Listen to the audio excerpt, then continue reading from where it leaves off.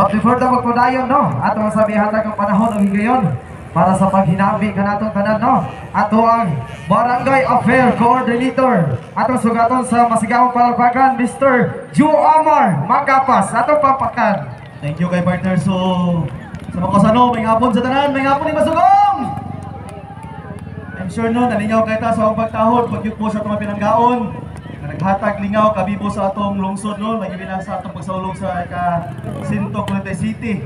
Sa Aldaw sa Masugong, atong the most outstanding mayor in entire Philippines, Mayor Anthony Chiche, papangan to mag-zone, no, of course, no, sa atong mga, sa Barker, sir, thank you kayo sa tanan mga committee sa motocross, no, 2024, headed by Municipal Engineer Francis Suginayon. Thank you kay Koy, congratulations sa tanang mga riders, no, sa nagyo ka mga lugar, o diri, inclusive, o sa tanang mga katawan sa Pasugong, among kalipay, o pagpaghinaot, no, kining panahon sa araw, mahatag sa lokal na pagkamanan ang kalipay nga atong mangkon, no, so kanan lang, o atong pagpasalamat po, ako po ning tagatag panahon, atong Municipal Tourism Officer, nga grabe, nagsaging usangan ng palayuan nga itong mga kalihukan karon, Madam, o Mama Ribit, sabi, so itong papakan na zone. So kanan lang, ni God ni sa soul, sa kanunay, magbuligat ko, dagang salamat.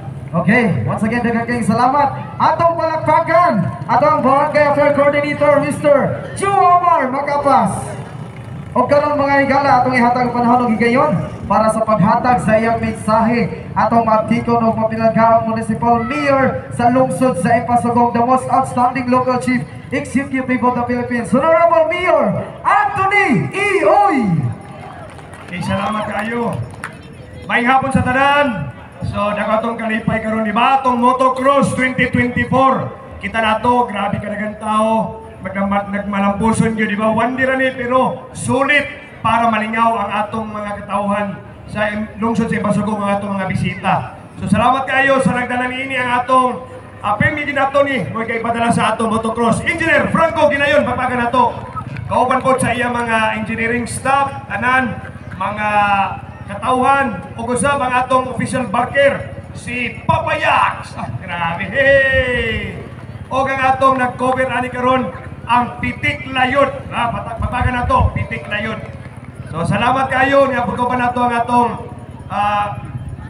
Barangay Press Coordinator, Brother Joe Amar Makapas. Magpagan na to. O nipimig ako na sa mga barangay.